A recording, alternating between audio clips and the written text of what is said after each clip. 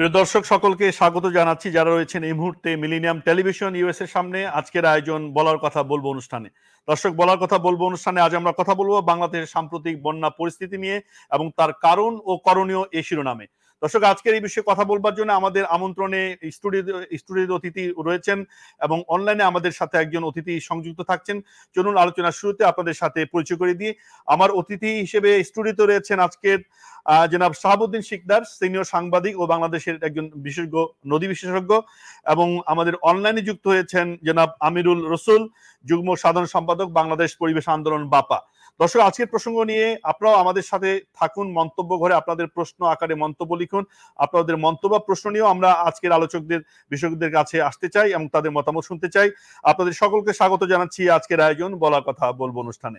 আপনাকে স্বাগত আজকের আয়োজনে। আপনাকেও আমি খুবই প্রীতবোধ করছি যে আপনি আপনার সময় বাঁচিয়ে আজকে আমাদের সময় দিয়েছেন। আপনি নদী নিয়ে অনেক দিন থেকে অনেক রকম কাজ করেছেন, বিশেষত বাংলাদেশের নদীর নানা রকম তথ্যচিত্র আপনি নির্মাণ করেছেন।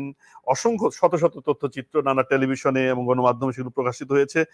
নদীর নানা রকম গবেষণার সাথে আপনি যুক্ত, যে কারণে আমরা আশা করব যে আপনি বর্তমান সময়ে যে বাংলা পরিস্থিতি চলছে, বন্যা পরিস্থিতি, এটা নিয়ে তার স্বরূপ এবং আদ্যপান্ত নানা তথ্য আপনার কাছে পাবো। আমাদের মাঝে বাপার তিনিও একজন পরিবেশ বিশেষজ্ঞ এবং তিনি পরিবেশ আন্দোলনের একজন নেতৃস্থানীয় ব্যক্তি, তিনি আছেন। আপনার কাছে প্রথমে আসতে চাই যে আমরা দেখলাম যে গত 21 তারিখে সম্ভবত যে খবরটা এলো যে বাংলাদেশ হঠাৎ করে বন্যা, বিশেষ করে ফেনী, নোয়াখালী এবং কুমিল্লা অঞ্চলে বন্যা ছড়িয়ে পড়লো, বন্যা আক্রান্ত হলো হঠাৎ জনগোষ্ঠী। এবং এই বন্যা ভয়াবহ আমরা দেখলাম যে স্রোত, বন্যার মধ্যে প্রচন্ড স্রোত পানিতে এবং দ্রুত গতিতে তলিয়ে যাচ্ছে এলাকার পর এলাকা, এবং পানির গভীরতা উচ্চতা অনেক বেশি এবং অতর্কিত হঠাৎ এই বন্যা এসছে। অন্যান্য বন্যা বাংলা সবসময়, কিন্তু তার থেকে এই বন্যার চরিত্রগত একটা বড় রকম পার্থক্য আছে। আপনি কি মনে করেন? আমরা দেখছি যে অনেকে বলছেন যে উজানে ভারত বাঁধ খুলে দিয়েছে, যে কারণে বা সেই পানি, অতর্কিত পানি বাংলাদেশে প্রবেশ করে এই পরিস্থিতি তৈরি করেছে। আসলে বন্যা পরিস্থিতি কিভাবে দেখছেন? আসলে এর কারণটি কি? হঠাৎ করে এই বন্যা কেন? নাকি এটি একটি ধারাবাহিক, একটা ক্রনোলজিক্যাল একটা রূপও ছিল? না, আসলে আমরা যেটা বলি যে ভারতের ডম্বুর বাঁধ, এটা খুলে দেওয়ার কারণে এখানে বন্যা হয়েছে, এটা একটা মহাসত্য। কারণ এই ডম্বুর বাঁধটা সবসময় খোলা হয় না। এখন যে খোলা হয়েছে, এর আগে 31 বছর আগে এই বাঁধটা খোলা হয়েছিল, অর্থাৎ নিয়মিত এটা খোলা হয় না। কারণ এই যে ডম্বুর হ্রদ, এই ডম্বুর হ্রদটা কিন্তু ছোটখাটো কোনো হ্রদ না, এটা প্রাকৃতিক কোনো হ্রদও না, এটা মনুষ্য সৃষ্ট একটা হ্রদ। এখানে জল বিদ্যুৎ উৎপাদনের জন্য এই হ্রদটা সৃষ্টি করা হয়েছে।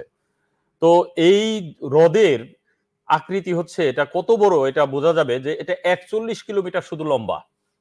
এটা লম্বা হচ্ছে 41 কিলোমিটার। সুতরাং এটার পন্ডিং সিস্টেম, মানে পানি ধরে রাখার ক্ষমতা প্রচন্ড। এই পানি জমেছে, বৃষ্টিপাত সেখানে ভারী বৃষ্টিপাত হয়েছে, এখনো ভারী বৃষ্টিপাত সেখানে হচ্ছে, এবং আগামী কয়েকদিনের আবহাওয়ার যে পূর্বাভাস, সেখানেও বলা হচ্ছে যে ভারী বৃষ্টিপাত আরো হবে।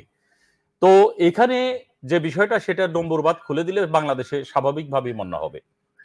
স্বাভাবিকভাবে বন্যা হবে এই কারণে যে আমাদের যে কুমিল্লা, নোয়াখালী, ফেনী এবং লক্ষ্মীপুর, এই যে একটা বেসিন, গোমতী বেসিন, এই গোমতী বেসিনে আমরা যে 31 বছর যখন একটা বাঁধের থেকে পানি ছেড়ে দেওয়া হয় না, স্বাভাবিকভাবে সেই নদীগুলো কিন্তু মরে যায়।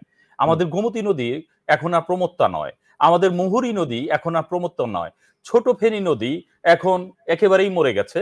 আমাদের দুইটি ডাকাতিয়া, একটা পুরাতন ডাকাতিয়া আর একটা ডাকাতিয়া, এগুলোর অবস্থাও ভালো না। আমাদের সিলোনিয়া মরে গেছে, আমাদের ঘুঙ্গুর মরে গেছে, আমাদের আর্চি মরে গেছে। এগুলো হচ্ছে ওখানকার নদী। তো এই নদীগুলোর কয়েকটি নদীর যে নাম বললাম আমি, ঘুঙ্গুর, আর্চি, এগুলো, কাকুরি, এই নদীগুলো দেখবেন যে কুমিল্লার যারা লোকজন তারাও এই নদীগুলোকে চিনে না, অর্থাৎ এগুলো অনেকটা বিলুপ্ত প্রায়। তো আমি একটু বলবো আপনাকে, সেটা হচ্ছে আমরা যেমন এই যে শহরে মানুষ, শহরের জলাবদ্ধতা নিরসনের জন্য ড্রেন থাকে, ড্রেন দিয়ে পানি যায়। আল্লাহর দুনিয়ায় আল্লাহ এই যে নদীগুলো তৈরি করেছেন, এই নদীগুলো হচ্ছে প্রাকৃতিক ড্রেন, হ্যাঁ, প্রকৃতি এগুলো নিয়ন্ত্রণ করে। তো এখন সেই ড্রেন যদি আমরা মেরে ফেলি, তাহলে পানি কিন্তু যেতে পারবে না। এখন যে ঘটনাটা ঘটেছে, আমাদের এই ডুম্বুর বাঁধ যখন খুলে দেওয়া হয়েছে, তখন যে হারে পানি নেমেছে, এই পানি বাংলাদেশ দিকে ড্রেনেজ, বাংলাদেশের ভিতর দিয়ে ড্রেনেজ হয়ে বঙ্গোপসাগরে যাবে, সেই উপায় কিন্তু আমাদের ছিল না। এবং একটি বিষয় যেটা প্রায়ই বলা হচ্ছে যে ভারত কোন রকম ইশারা না দিয়ে বাঁধটি খুলেছে। আসলে ভারত প্রতিদিনের রিপোর্ট কিন্তু আমাদেরকে দেয় প্রতিদিন, সারাক্ষণ একটা রিপোর্ট কিন্তু বাংলাদেশে পাঠায়। কিন্তু আসলে বিপদ হবে, তো বিপদ হলে তখন কিন্তু নানাবিধ ঘটনা ঘটে যায়। ভারতের যেটা হয়েছে, ওইখানে কয়েকদিন বিদ্যুৎ ছিল না। এখন বিদ্যুৎ না থাকার কারণে তারা বিভিন্ন তথ্যপত্র কয়েকদিন দিতে পারে নাই। আর যখন দিতে পারে নাই তখনই এই যে বড় একটা আপনার সমস্যা তৈরি কিন্তু হয়ে গেল। একটা পারসেপশন তৈরি হচ্ছে যে ভারত ইচ্ছে করে সে তথ্য আমাদেরকে দেয়নি, এ ধরনের বলা হচ্ছে। আমরা রাজনৈতিক পরিমণ্ডলে নানা রকম বক্তব্য শুনছি। আসলে জিও পলিটিক্যাল সেন্সে অনেকেই এটা বলবে যে ভারত এটা করেছে, এবং বর্তমান যে ভারত বিরোধিতার ধুয়ো আছে সেক্ষেত্রে তো অনেকে সেটা বলতেও পারে, বলা যায়, আমিও বলতে পারি। কিন্তু আমি একজন নদী বিশেষজ্ঞ হিসেবে আমি আসলে নদীর যে বিভিন্ন প্রকৃতি এটাই দেখব। আমার কথা হচ্ছে যে যে পরিমাণ পানি বের হয়ে এসেছে, যে পরিমাণ পানি বের হয়ে এসেছে, এই পরিমাণ পানি প্রবাহের সুযোগ আমার নদীগুলোর নেই। আমার কারণ হলো, আমাদের একটা জিনিস আপনাকে বলি, যেমন শুধু এই গোমতীকে ভালোভাবে দেখভালের জন্য কুমিল্লা যে আমাদের ডিভিশন আছে, এই ডিভিশনের পাশে আর একটা ডিভিশন ছিল পানি উন্নয়ন বোর্ডের, সেই ডিভিশনটার নামই ছিল গোমতী ডিভিশন। কারণ গোমতীকে এত বেশি হাইলাইট করা হতো। এখন ৩১ বছর যখন একটা নদীতে পানি আসে নাই, ৩১ বছর যখন এই নদীতে সামান্য পানি এসেছে, তখন পানি উন্নয়ন বোর্ডের কর্মকর্তারাও চিন্তা করেছে এই গোমতী ডিভিশন আর রাখার দরকার নাই। এখন গোমতী ডিভিশনও কিন্তু বিলুপ্ত। তো সঙ্গত কারণে, অর্থাৎ গোমতীর দিকে সবাই কিন্তু নজর দেন নাই। না দেওয়ার কারণে আজকে গোমতীতে যে পানি এসছে, আজকে মুহুরীতে যে পানি আসছে, এই পানি নিয়ন্ত্রণের সুযোগ নেই। আরেকটা কথা আপনি বলছিলেন, সেটা হচ্ছে যে এইখানে পানিগুলো খুব স্রোত আকারে এসেছে। আমি আপনাকে বলি, এই এলাকায় যে নদীগুলো, এই নদীগুলো অধিকাংশই হচ্ছে ফ্ল্যাশি রিভার। বাথরুমে আমরা যে ফ্ল্যাশ করি, এই ফ্ল্যাশ করলে যে আপনার হয়, পানিটা হঠাৎ করে চলে যায়, ফ্ল্যাশ করলে পানি কিন্তু একটা আওয়াজ করে দ্রুত চলে যায়। ঠিক এই এলাকার নদীগুলো হলো ফ্ল্যাশি রিভার, অর্থাৎ ফ্লাশ সিস্টেমে চলে। এখানে সবসময় পানি থাকে না, ফ্লাশ সিস্টেমে আসে, ফ্লাশ সিস্টেমে চলে যায়। যেহেতু ফ্ল্যাশি রিভার, সুতরাং খুব স্রোত নিয়ে এগুলো এসেছে, এবং স্রোত নিয়ে এসে স্রোত নিয়ে এগুলো চলে গেছে। জি, সামনে আপনি এটা ব্যাখ্যা দিয়েছেন, কিন্তু যে প্রশ্নটি হচ্ছে, আপনি বলেছেন যে ভারতের সেই ডম্বুর যে বাঁধ সেটা খুলে দেওয়া হয়েছে, কিন্তু ভারতের পক্ষ থেকে আনুষ্ঠানিকভাবে জানানো হয়েছে যে তারা আসলে বাঁধ খুলে দেয়নি। তাদের একটি পানির একটি পরিমাপ আছে, যে ওর বেশি হয়ে গেলে অটোমেটিক ভাবে সেই পানি ব্যালেন্স করবার জন্য সেই বাঁধটি স্বয়ংক্রিয়ভাবে কাজ করে, এবং তার পানি এখানে এসছে। এই বক্তব্যটিকে আপনি কিভাবে নেবেন? আসবো, আরো অনেকগুলো প্রসঙ্গ আছে জানবার। আমরা একটু আসতে চাই আমিরুল রসুল, আপনার কাছে নিশ্চয়ই, আপনি শুনতে পাচ্ছেন আমাকে? জি জি, শুনতে পাচ্ছি। জি, আপনার কাছে একই প্রশ্ন। আসলে আপনার দৃষ্টিকোণ থেকে বা আপনার বিশ্লেষণ থেকে আমরা জানতে চাই যে আসলে এই যে বন্যা হলো ফেনী অঞ্চলের আমরা মানুষদের, অনেক বয়স্ক মানুষদের সাক্ষাৎকার শুনছি গণমাধ্যমে, তারা বলছে যে তাদের জীবন দশায় এই ধরনের বন্যা তারা দেখেননি, এবং যে বন্যার যে প্রকৃতি এবং তার যে সংহারী রূপ আমরা দেখলাম, যে সেটি আমরা দেখতে পাইনি। যেটি শাহাবুদ্দিন শিকদার আলোচনা করছিলেন, যে ভারতের উজানের পানি এসেই হঠাৎ করে এটা হয়েছে, আমাদের নদীগুলোর নাব্যতা নষ্ট হয়ে গিয়েছে। আপনি এর সাথে কোনো যোগ করবেন কিনা? মানে আমরা একটু আগে কারণটা বুঝতে চাই যে আমাদের এই বন্যা হওয়ার কারণগুলো কি। আচ্ছা, এখন বিষয়টা হলো যেটা, সেটা হলো কি, একটা হলো যে একটা স্বাভাবিক বন্যা, আর একটা হলো অস্বাভাবিক বন্যা। আমাদের প্রতি বছর দেখবেন যে ভাদ্র আশ্বিন মাসে একটা বন্যা হবে, সেটার আমাদের একটা প্রস্তুতি থাকে, এবং মানসিকভাবে ওই এলাকা যারা বসবাস করে তারা মনে করে এই ধরনের হতে পারে, আমাদের এর প্রস্তুতি থাকে। এবারকার বন্যাটা হলো অস্বাভাবিক বন্যা, যেটার কোনো প্রস্তুতি না থাকাতে আমাদের একটা ভয়াবহ রূপ ধারণ করেছে। এটার দুটো দিক আছে। শাহাবুদ্দিন ভাই যে কথাটা বলেছেন সেটা ঠিকই বলেছেন, কিন্তু এই জায়গাটায় সেটা হলো, যেখানে আমি আপনাকে একটু একটা রেফারেন্স দিয়ে থাকি, সেটা হলো আমাদের আজকে সকালবেলা ঘোষণা দেওয়া হয়েছে কাপ্তাই বাঁধের পানির বিপদসীমায় আছে, আজ রাত্রে এটা আমরা ছেড়ে দেব, এবং কি পরিমাণ পানি ছাড়বো, কতটুকু পানি যাবে, কোন গেট কতটুকু ছাড়বে, সেটা পূর্বভাবে ঘোষণা করা হয়ে থাকে, এবং সেইভাবে আমাদের একটা প্রস্তুতি নেওয়া আছে, এবং অলরেডি যারা এই এলাকায় বসবাস করেন তারা সেভাবে মানসিকভাবে তৈরি হয়েছেন, কোথায় মানুষকে শীত করতে হবে, কি করতে হবে, সেইভাবে আমরা তৈরি করেছি বাংলাদেশের প্রেক্ষাপট। ভারত যেভাবে, যে দৃষ্টিকোণ থেকে এখন কথাগুলি বলছে, এটার মধ্যে আমি খুব গভর্নেন্সের খুব ঘাটতি দেখছি। সেটা হলো যে ওনারা বলছেন যে, কেউ কেউ বলছেন যে এটা খোলা হয়নি, আর কেউ কেউ বলছে আমরা খুলেছি। এই যে দ্বৈত বিবৃতি, এই বিবৃতিটাই এখন বাংলাদেশে একটা ক্ষোভের সৃষ্টি হয়েছে, যেটা জিও পলিটিক্সের সাথে জড়িয়ে গেছে। আমরা সেই জায়গাটা আলোচনা না করে মূল বিষয়টা বলতে চাই।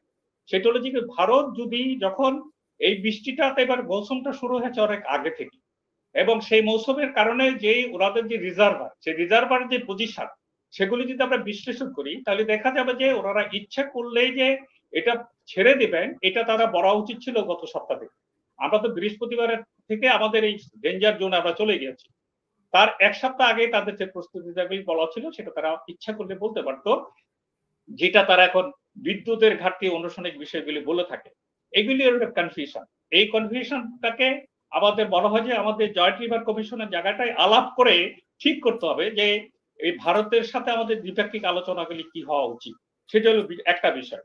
আরেকটা বিষয় হলো যে আমাদের যে প্রস্তুতি, এই প্রস্তুতির মধ্যে আরেকটা বড় কারণ, সেটা হলো পানি আসছে, আমার পানিটা থাকবে কোথায়? আমি কি সেই আমার যে ওয়েটল্যান্ডটা কি রেখেছি? আপনি যদি গত ৩০ বছর আগে একটু বিশ্লেষণ করেন আর যদি এখন বিশ্লেষণ করেন, পুরো শ্রেণী থেকে নাই প্রাণগ্রামতর শুরু করে যে হারে আমরা বিল্ডিং গুলি করেছি ওয়েটল্যান্ড গুলিতে, এগুলি তো পানি রিজার্ভার, এগুলিতে পানি থাকতো। এখন যে পরিমাণ পানি আসছে তার 50% পানি কিন্তু আমাদের রিজার্ভার যদি ঠিক থাকতো, আমরা সেটা হয়তো এই ভয়াবহতা রূপ থাকতো না। এই কথাটা আমরা কেউ বলি না। কারণ এটা বলি কেন? এটার কারণ এটার সাথে আমাদের রাজনীতি এবং এলাকার বিষয়গুলি জড়িত আছে। যার জন্য এই কথাটা প্রকাশ করতে আমরা অনেকটা লজ্জা পাই। আমরা যখন ভারতের কথাটা সমালোচনা করব, একই সাথে আমার যে সমস্যাটা, আমি যে কাজটা করেছি, ওয়েটল্যান্ড গুলিকে ধ্বংস করেছি, সেটাও আলোচনা আসা উচিত। দ্বিতীয়ত যে বিষয়টা, সেটা হলো আমাদের এই যে নদী, যেই নদীগুলি মরে গিয়েছে, এই নদীগুলির জন্য দীর্ঘদিন আমরা আন্দোলন করছি, নদী সচল করা উচিত, নদীর গতি প্রবাহ বাড়ানো উচিত, কিন্তু কে শুনে কার কথা? এখন যেই পরিস্থিতি সৃষ্টি হয়েছে, যেমন ৮৮ বন্যাতে একবার আলোচনা এসেছিল, ৯১ বন্যাতে আলোচনা এসেছিল, আবার এইবার সে ভয়াবহ রূপ ধারণ করার পরে আমরা সবাই সেই চিৎকারটা করছি। এবং দেখা যাবে বন্যার হয়তো আগামী ১ সপ্তাহ পরে যে বন্যার একটা ক্ষয়ক্ষতি নিরূপণ করে শেষ হয়ে যাবে, কিন্তু একটা পর্যায়ে দেখা যাবে পলিটি মেকাররা আর সে আলোচনাটা করে না। এই জন্য এবার আমাদের চূড়ান্ত রূপ সেটা হলো যে কি, শাহাবুদ্দিন ভাই সহ আমরা যারা এই কাজগুলি করে থাকি, আন্দোলন সংগ্রাম করে থাকি, নদী বাঁচাতে চাচ্ছি, মানুষ বাঁচাতে চাচ্ছি, প্রাকৃতিকে বাঁচাতে চাচ্ছি, আমাদেরকে সোচ্চার থাকতে হবে যতক্ষণ পর্যন্ত এগুলি সমাধান না হয়। না হয় আস্তে আস্তে প্রকৃতি কিন্তু বিরূপ ধারণ করছে, ভবিষ্যৎ আরো ভয়াবহ রূপ নিতে পারে। জি, ধন্যবাদ বলেছেন আপনি যে আসলে আমাদের একটা পক্ষ যারা পরিবেশ বাঁচাতে চাই বা আপনারা যারা আছেন আন্দোলন করছেন বহুদিন থেকে নানা রকম সুপারিশ করছেন, কিন্তু সেটির কোনো বাস্তবায়ন আমরা রাষ্ট্রীয় পর্যায়ে আমরা দেখছি না। সেটি আপনি বলছেন যে আসলে এই সংকটকে ঘনীভূত করছে। শাহাবুদ্দিন ভাই, আপনার কাছে আসতে চাই যে আমাদের যে ভূ ও প্রাকৃতিগত অবস্থা, বাংলাদেশের ভাটি অঞ্চলের দেশ, এবং এখানে আমরা যে বন্যার সাথে প্রতিনিয়ত আমাদের যুদ্ধ করে বাঁচতে হয়, নিয়মিত প্রতি বছরই বন্যা হয়, যেটি বললেন আমাদের আমিরুল রসুল ভাই, যে আমরা বন্যার সাথে এক ধরনের মেনে নিয়েই আসলে অভ্যস্ত এবং বন্যার সাথে সমন্বয় করে আমাদের জীবন চলে। কিন্তু আপনি যদি বলছেন যে এই যে এবারে যে বন্যায় আমরা দেখলাম একটা রাজনৈতিক ভাবে বা একটা প্রধান ভাবে, বিশেষ করে একটা সরকারের পতন ঘটলো, শেখ হাসিনা সরকারের পতন ঘটার পরে জনমনের মধ্যে একটা ভারতের আচরণ নিয়ে এক ধরনের আমরা রাজনৈতিক বক্তব্য দেখছি, যে সেক্ষেত্রে অনেকে বলছেন যে ভারতকে এই তার যে আচরণ সেটা পরিহার করতে হবে। কিন্তু আমরা জানি যে আমাদের যখন তিস্তা চুক্তির কথা প্রসঙ্গ এসছে, আমাদের ভারত দীর্ঘদিন পানি দেয়নি, আমাদের অভিন্ন নদীগুলো আছে, সেই নদীগুলো আমরা ন্যায্য হিস্সা আমরা পাই না। এই প্রসঙ্গ যখন আসে তখন তারা তাদের সমস্যার কথা বলেন যে উজানি পানি নেই, বা তাদের পার্শ্ববর্তী প্রদেশ তারা যদি দিতে না চায়, তারা দিতে চাচ্ছে না, তারাও আমাদের দিতে চান। এই বক্তব্যগুলো আপনি কিভাবে নেবেন, যে প্রকৃত অর্থে উজানের দেশ হিসেবে ভারতের দায়িত্বটুকু কতটুকু আমাদের প্রতি, এবং সেটি আসলে আন্তর্জাতিক কনভেনশন কি বলে সে অনুযায়ী সে আচরণগুলো করছে কিনা? আসলে ভারত এই দায় থেকে বেরোতে পারে না, কারণ একটি সেটা হচ্ছে যে উজানের দেশ, ভাটির দেশ, এখানে পানির যে শেয়ারিং এটা কিন্তু স্পষ্টভাবে উল্লেখ আছে যে পানিটা কিভাবে থাকবে, এবং তারা চাইলেই পানি কিন্তু যেখান থেকে সেখান থেকে প্রত্যাহার করতে পারে না। ভারত কিন্তু এই যে বলা হয় গজলডোবায় যে বাঁধ, আমাদের তিস্তার গজলডোবার বাঁধ, সবাই গজলডোবার কথা জানে, কিন্তু বাস্তবতা হচ্ছে ভারত সেই তিস্তা নদীতে আরো ৩১টা বাঁধ তৈরি করেছে। বিভিন্ন জায়গায় তারা যেখানে সেখানে বাঁধ তৈরি করে পানি সেখান থেকে প্রত্যাহার করেছে। অর্থাৎ তাদের ভাবটা এরকম যে আমাদের পানি আমরা যতটুকু ইচ্ছা ততটুকু দিব, না হলে পানি ছাড়া বাংলাদেশকে গলা টিপে হত্যা করব, এরকম একটা ব্যাপার কিন্তু ভারতের আছে। এটা এইবারের বন্যায় যে এটা তা না, এটা বরাবরই আছে। তারা সব সময় বাংলাদেশে পানিটা তাদের মতো করে দিতে চায়, কিন্তু তাদের মতো করে পানি দিলে হবে না। নদীগুলো কিভাবে প্রবাহিত হবে, কিভাবে পানি উজান থেকে প্রত্যাহার হবে, কতটুকু পানি আমরা পাবো, কতটুকু পানি নদীতে থাকতে হবে, কতটুকু পানি সাগরে যাবে, এগুলো কিন্তু স্পষ্ট করে লেখা আছে। সুতরাং সেইভাবে পানি দিতে হবে। আপনার নদী নিয়ে কাজ করেন, সাধারণত বলতে চাই যে ভারতেও কিন্তু অনেক নদী যেটা চীন থেকে, তার উজান থেকে ভারতে এসছে। এখন ভারতের সাথে চীনের এই ধরনের পানি বন্টন নিয়ে সমস্যা তো আছে, আমরা যতটা জানি যে সেটি আসলে কতটা প্রকট, এবং এই যে আন্তর্জাতিক নদীর ক্ষেত্রে আন্তর্জাতিক আইনগুলো কি, আপনি যদি বলছেন যে ভারত তিস্তায় 30টা বাদ দিতে পারলো, সেক্ষেত্রে কোনো বিধান আছে কিনা, আমরা কোনো প্রতিকার পেতে পারি কিনা, যে আন্তর্জাতিক যে কমিশন আছে বা সেগুলোর ক্ষেত্রে আসলে করণীয়টা কি? আমরা কেবলমাত্র ভারত বিরোধী রাজনৈতিক বক্তব্য দিয়ে কি এই সমস্যার সমাধান আমরা পাবো? না, আমাদের আসলে করণীয় অনেক কিছু আছে। আপনার চীনের কথা বললেন, আমাদের ভারতের যে ব্রহ্মপুত্র, চীনে কিন্তু সেই নদীর নাম জাংবো বা সাংপো এত বেশি প্রমত্ত আকারে ভারতে প্রবেশ করেছে, এবং পরবর্তীতে তারা হিন্দু মাইথোলজি অনুসারে এই নদীটির নাম রেখেছে ব্রহ্মপুত্র, অর্থাৎ ব্রহ্মার পুত্র। তো এই ব্রহ্মার পুত্র কিন্তু ওই দেশে আর ব্রহ্মের পুত্র না, ওই দেশে আলাদা নদীর নাম সাংপো জাংবো। তো সাংপো জাংবো যেখান দিয়ে এসেছে, সেই নদীটি ভারতে প্রবেশ করার আগে চীন কিন্তু এইভাবে এত বেশি প্রতিবন্ধকতা তৈরি করেনি। সম্প্রতি তারা একটা প্ল্যান করছে যে তারাও প্রতিবন্ধকতা তৈরি করবে। সেটা আমরা চীন তাদের উজানে যেভাবে বাঁধ দেওয়াকে আমরা যেভাবে ঘৃণা করি, ভারত আমাদের এই বিভিন্ন জায়গায় যে বাঁধ তৈরি করছে এগুলোকে আমরা ঘৃণা করি, এবং এগুলো না করার জন্য ভারতকে ঘৃণা করাটাই তো যথেষ্ট না। আমি সে জায়গাটা আসতে চাচ্ছি, আপনি ঘৃণা করছেন, ভারতকে গালিগালাজ করছেন, বা ভারত বিরোধী এক ধরনের আমরা রাজনৈতিক বক্তব্য দিচ্ছি, বা এটা নিয়ে একটা ভারত বিরোধী একটা মনোভাব তৈরি করছি জনগণের মধ্যে, কিন্তু তাতে সংকটটি সমাধান হচ্ছে কিনা? আসলে এখানে আন্তর্জাতিক কনভেনশন গুলো আমরা অবলম্বন করতে পারি কিনা, আন্তর্জাতিক আদালতে যেতে পারি কিনা, আমার জাতিসংঘের যে নদী কমিশন আছে সেক্ষেত্রে আমরা তার সদস্য কিনা, মানে এই জায়গাগুলো কতটা আমরা প্রস্তুতি নিচ্ছি? অবশ্যই আমাদেরকে সেখানে যেতে হবে। আসলে যে কোনো বিষয়ে যেতে হলে আগে একটা প্ল্যাটফর্ম দরকার, আগে একটা পূর্ব প্রস্তুতি দরকার। আমার বিশ্বাস বাংলাদেশ একটা পূর্ব প্রস্তুতি পূর্ণভাবে গ্রহণ করেছে। বাংলাদেশের জনগণ এবং সরকার এই বিষয় এখন উপলব্ধি করতে পারছে, এবং যেহেতু সরকার এবং জনগণ বিষয়টা উপলব্ধি করতে পেরেছে, এখন আমাদেরকে আন্তর্জাতিক আদালতে যেতে হবে। আদালতে যে ট্রাইব্যুনালের মাধ্যমে আমাদেরকে এই রায়গুলো বের করে নিয়ে আসতে হবে।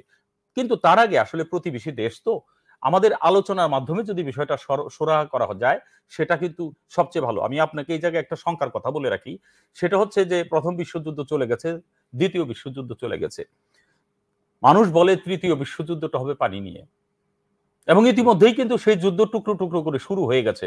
কারণ ভারত যেভাবে এবার যা করলো, এই যে আমার ডম্বুর বাঁধে, তারা ইচ্ছাকৃতভাবে করুক অনিচ্ছাকৃতভাবে করুক, তারা এটা আমাদের বাংলাদেশকে ধ্বংস করার জন্যই করুক, বাংলাদেশকে ডুবিয়ে মারার জন্যই করুক, বাংলাদেশের নতুন একটা সরকার এসছে তাকে দুর্ভিক্ষের মুখোমুখি ঠেলে দেওয়ার জন্যই করুক, এটা অনেক কথাই হতে পারে, কিন্তু তারা কিন্তু করেছে, এটা সত্য কথা।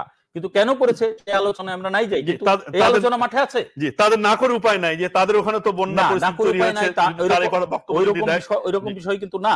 আমি আপনাকে ডম্বুর বাঁধের কথা বলি, আবার বলি, ডম্বুর বাঁধটা হচ্ছে 1970 সালে কিন্তু তৈরি করা হয়েছে, মাত্র এই যে 1970। এর আগে কিন্তু এখানে কোনো বাঁধ ছিল না, এই গোমতীর উপরেই কিন্তু বাঁধটা। এবং এই যে রডটা, আমি আবার বলি, এটা কিন্তু 41 কিলোমিটার লম্বা, এখানে প্রচুর পানি ধরে রাখা সম্ভব। এখানে যে পানি ছিল, এখান থেকে একটা কিয়দংশ, একটা বাঁধের যে ফ্ল্যাপ গেট গুলো আছে, আপনি 10 ইঞ্চি খুলে দিতেন, 5 ইঞ্চি খুলে দিতেন, 2 ইঞ্চি খুলে দিতেন, ওখান দিয়ে পানি আসতো। এই পানি ক্যারি করার মতো নদীর সক্ষমতা আমার দেশের ছিল। কিন্তু আপনি তো পুরো বাঁধটা খুলে দিয়েছেন, আপনি একযোগে খুলে দিয়েছেন, স্বয়ংক্রিয়ভাবে খুলেছেন। আপনি স্বয়ংক্রিয়ভাবে কোনো গেট খুলে না, এ কথা অন্তত আমি বাংলাদেশের যতগুলো স্লুইস গেট আছে, ওই দেশের স্লুইস গেট আছে বা ফ্লাপ গেট আছে, এগুলো সম্পর্কে আমার স্পষ্ট ধারণা আছে। এটা কতটুকু খুলবে এটার দায়িত্ব যারা সেখানে আছে মেকানিক্যাল লোকজনের, এটা মেকানিক্যাল একটা বিষয়। আর বাঁধের পাশ দিয়ে আর একটা থাকে, আপনার একটা ডাইভারশন চ্যানেল থাকে, সেই ডাইভারশন চ্যানেলটা হলো অটোমেটিক্যালি ভেঙে যায়। এটা কিন্তু ডাইভারশন চ্যানেলের ব্যাপার না, এটা হচ্ছে তারা এই ফ্লাপ গেট গুলো, স্লুইস গেট গুলো খুলে দিয়েছে। কিন্তু আমরা আইনুন নিশাত এবং এনামুল হক এদের মতো বিশেষজ্ঞদের বলতে শুনেছি যে ভারত আসলে বাঁধ খুলে দেয়নি। আমি জানি না এটা নিয়ে এক ধরনের বিভ্রান্তি আছে কিনা, আপনারা নদী বিশেষজ্ঞ। আমি একটু বলি, নিশাত স্যার এবং আমাদের এনামুল হক স্যার দুইজনের ছাত্র হওয়ার যোগ্য আমি না। তারা যে পরিমাণ জ্ঞান রাখেন তাতে আমি তাদের ছাত্র হওয়ার যোগ্যতা আমার নাই, এটাই হচ্ছে সত্য কথা। কিন্তু বিভিন্ন জায়গায় স্যারদের সাথে আমিও তো টকশোতে যাই, কথা বলি, তো আজকাল মানুষ ওনারা যেভাবে কথা বলছেন, আমি বিনীতভাবে বলবো যে বিষয়টা দেশের বাইরে, দেশের বিরুদ্ধে চলে যায় কিনা এবং ভারতকে অযথা খুশি করার জন্য বলা হয় কিনা, এটা অনেকেই কিন্তু বলে বেড়াচ্ছে। এটা ওনারা এত বেশি প্রবীণ মানুষ, এত বেশি সম্মানিত মানুষ, আমি কিন্তু ওনাদের দেখলে যে কোনো জায়গায় দাঁড়ায় যাই। তো এই ধরনের কথা আসলে যৌক্তিক না। ধন্যবাদ। যৌক্তিক বা সত্য মিথ্যা সেটি আসলে নিয়েও নানা রকম তর্ক বিতর্ক আছে। আমিরুল রসুল, আপনার কাছে আসতে যে আলোচনাটি হচ্ছে যে ভারত আমাদের বৃহৎ প্রতিবেশী দেশ, উজানের দেশ, এবং প্রকৃতিগত ভাবেই উজান ভাটির প্রসঙ্গটি তো আছেই। তো ভারতের সাথে এই যে আমাদের পানির ন্যায্য হিস্সা অথবা যে বন্যা প্রাকৃতিক দুর্যোগ রোধ করার জন্য, আমাদের জনগণকে বাঁচানোর জন্য আসলে আমরা কি করতে পারি?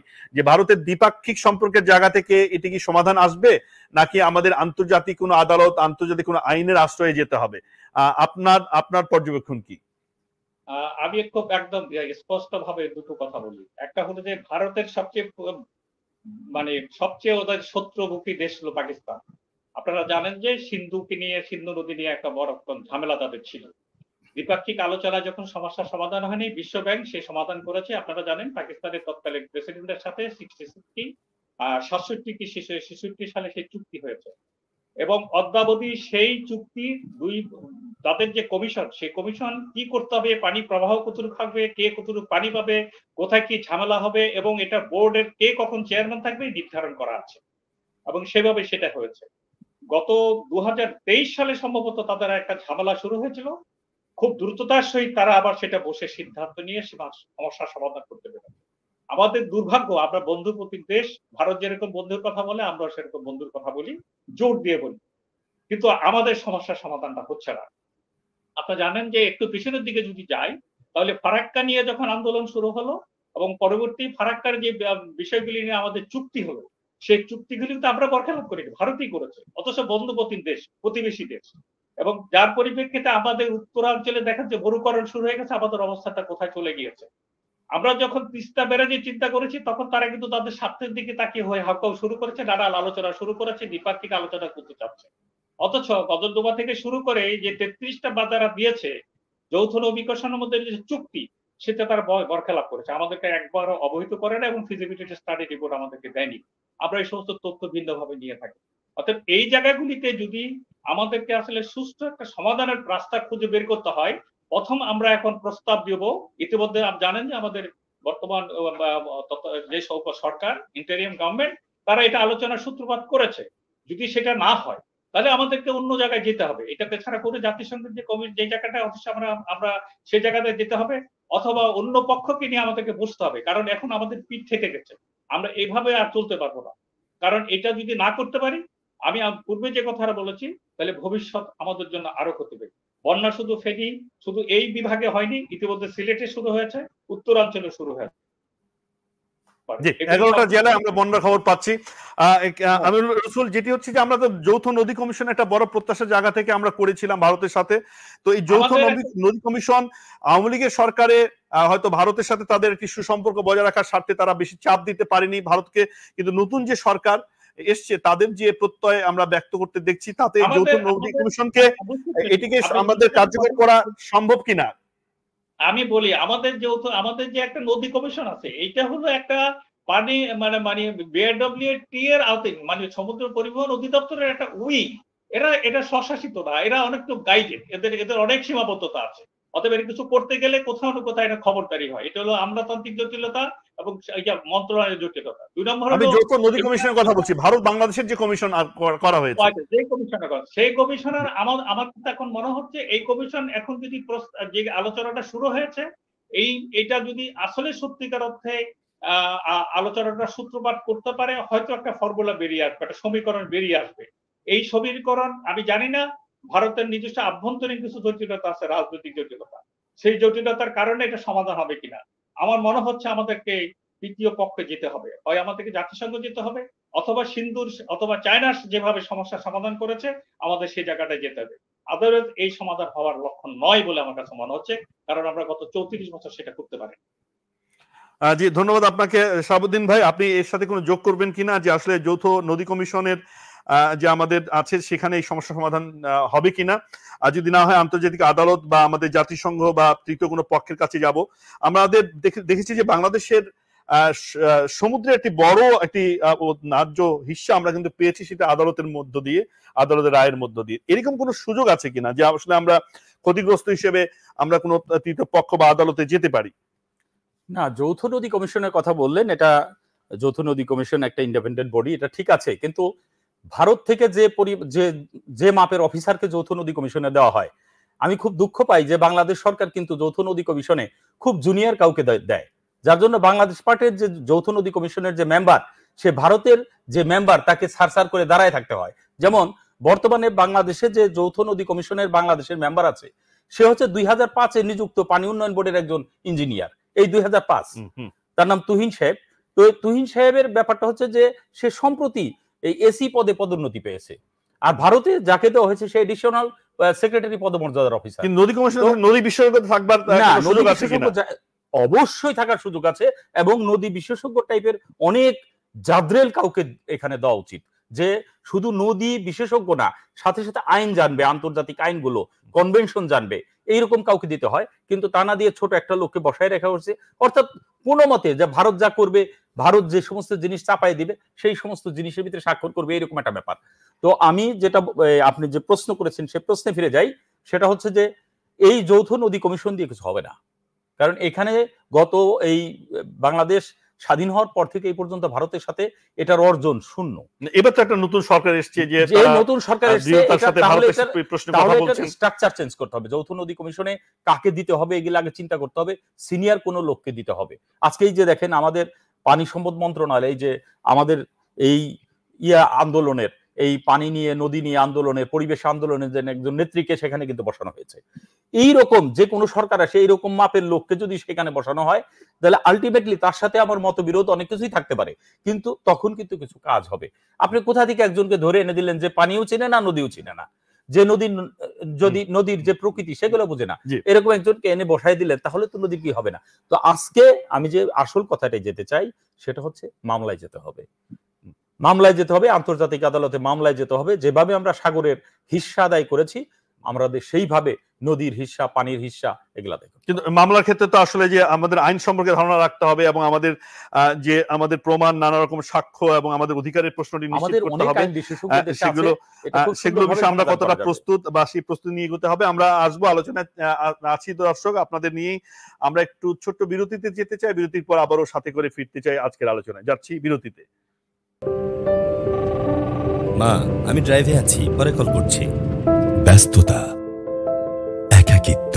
মা, কেমন আছো মা? ভালো। ওষুধ খেয়েছো? খেয়েছি, দুপুরে ওইটা আর রাতে ওই দুটো। মা কি ভুলভাবে ওষুধ খাচ্ছে? কর্তব্য, গোল্ডেন এজ হোম কেয়ার। দায়িত্ব, আপনার প্রিয়জনকে ভালো রাখা আমাদের দায়িত্ব। গোল্ডেন এজ হোম কেয়ার, আপনার সাথে, প্রিয়জনের পাশে। দর্শক, আমরা ছিলাম বিরতিতে। বিরতির পর আবারও স্বাগত জানাচ্ছি আজকের আয়োজনে। মিলেনিয়াম টেলিভিশন ইউএসএ বলার কথা বলবো অনুষ্ঠান আমরা দেখছিলাম। আমিরুল রসুল ভাই, আপনার কাছেও আসতে চাই, যেটি হচ্ছে যে আমরা এক ধরনের প্রতিক্রিয়া দেখছি যে ভারতের যে আচরণ, তার বিরুদ্ধে আমাদের জনগণের মধ্যে যথেষ্ট ক্ষোভ আছে। আমরা সেটি দেখছি, সামাজিক যোগাযোগ মাধ্যমে নানা রকম তারা বক্তব্য দিচ্ছেন। একটি বিষয়ে অনেকে বলবার চেষ্টা করছেন যে ভারতের যে জায়গায় বাঁধ দিয়েছে তার পাল্টা বাঁধ আমরা নির্মাণ করব, আমরা নিজেদের টাকা দিয়ে নির্মাণ করবো, প্রয়োজন আমরা চাঁদা দিব, বিদেশ থেকে প্রবাসীরা টাকা পাঠাবেন। এই যে পাল্টা বাঁধ নির্মাণ করার যে প্রসঙ্গটি, এটিকে আপনি কিভাবে দেখছেন? এটি কি বাস্তবসম্মত কোনো বিষয় যে আমরা বাঁধ নির্মাণ করে আসলে এই সংকটের সমাধান করতে পারি? আমাদের প্রথম যে বিষয়টা, সেটা হলো পাল্টা বাঁধের বিষয়টা। পাল্টা বাঁধ, এটা তো ক্ষোভের সাথে অনেকে বলতেই পারে।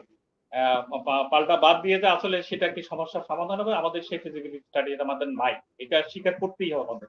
সেটা আমরা করতে পারিনি, আমরা শুধু তিস্তা ব্যারেজ নিয়ে ভেবেছি এতদিন।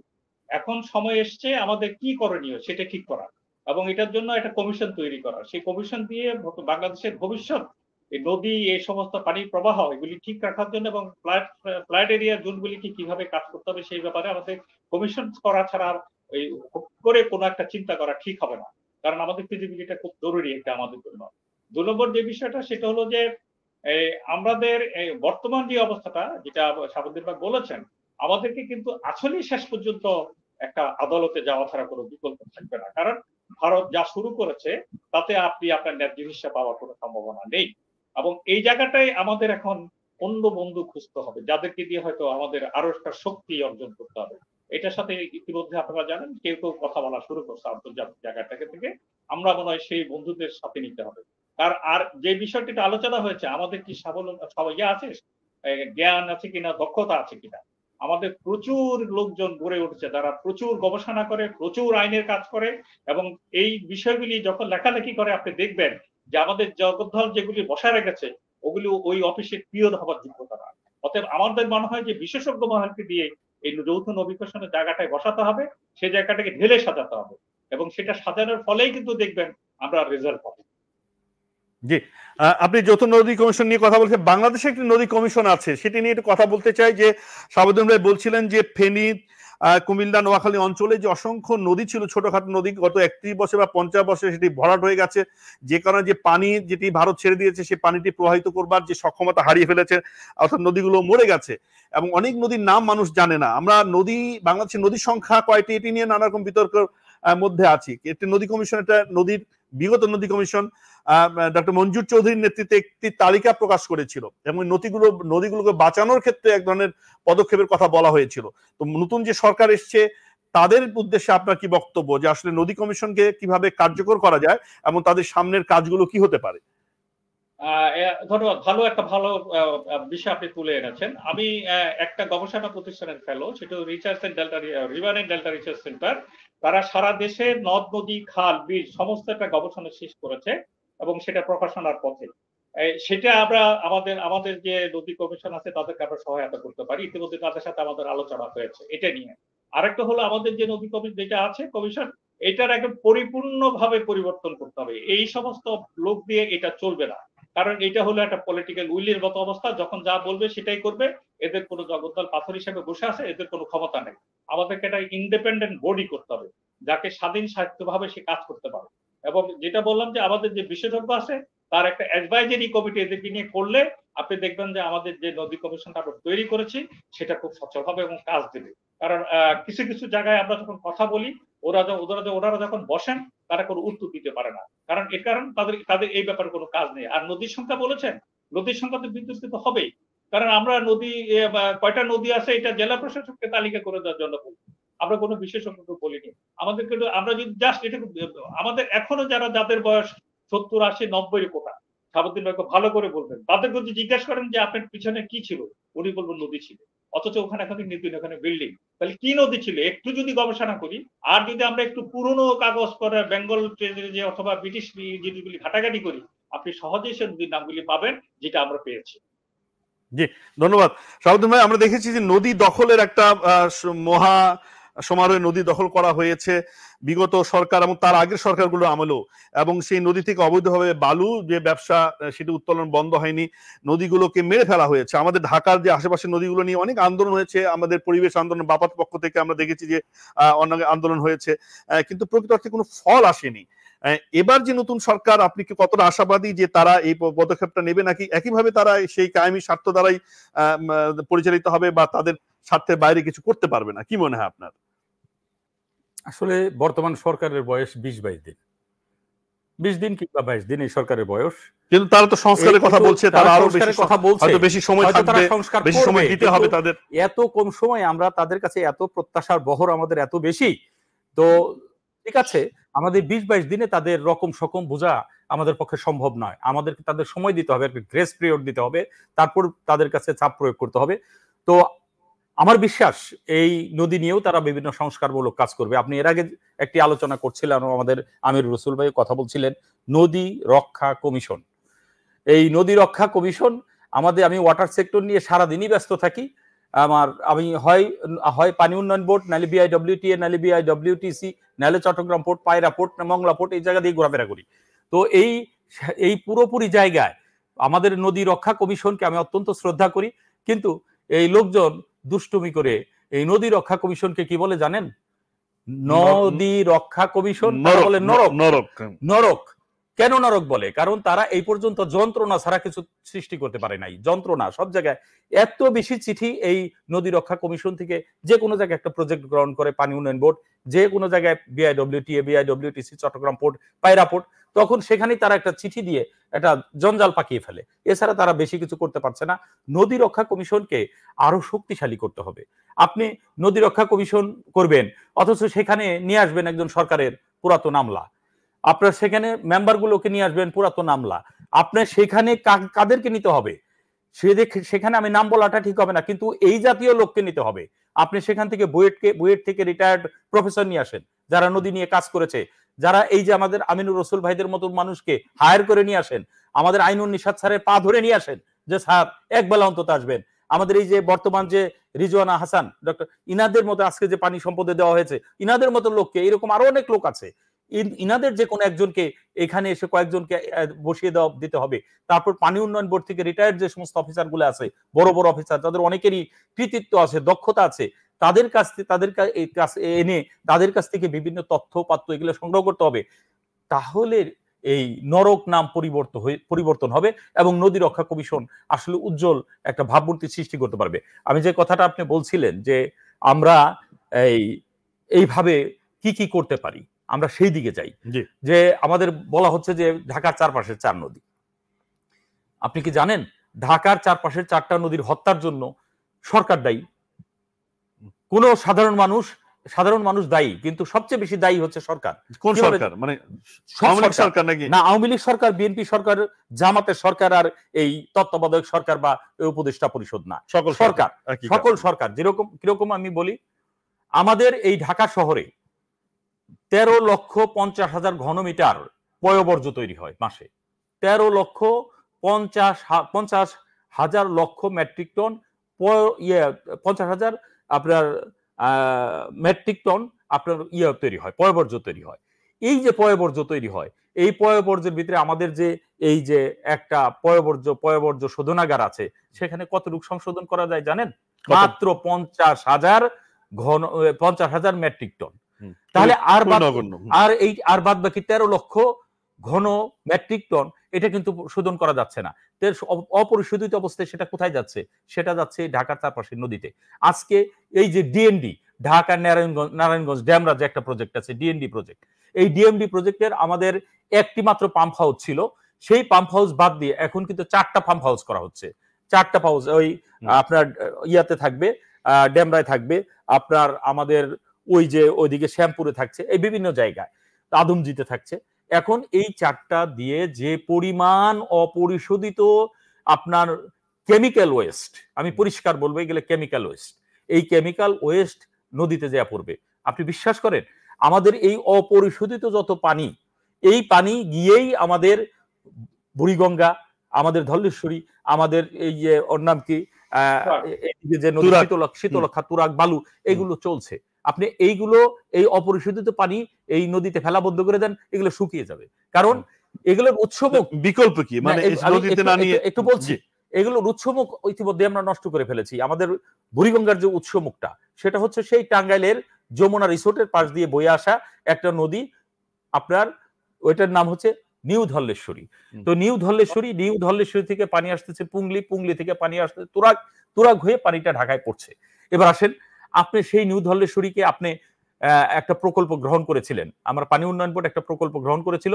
এই প্রকল্পের নাম বুড়িগঙ্গা পুনরুদ্ধার প্রকল্প। এই বুড়িগঙ্গা পুনরুদ্ধার প্রকল্পের জন্য 940 কোটি টাকার একটা প্রকল্প, সেই প্রকল্প মাথায় বাড়া গেছে।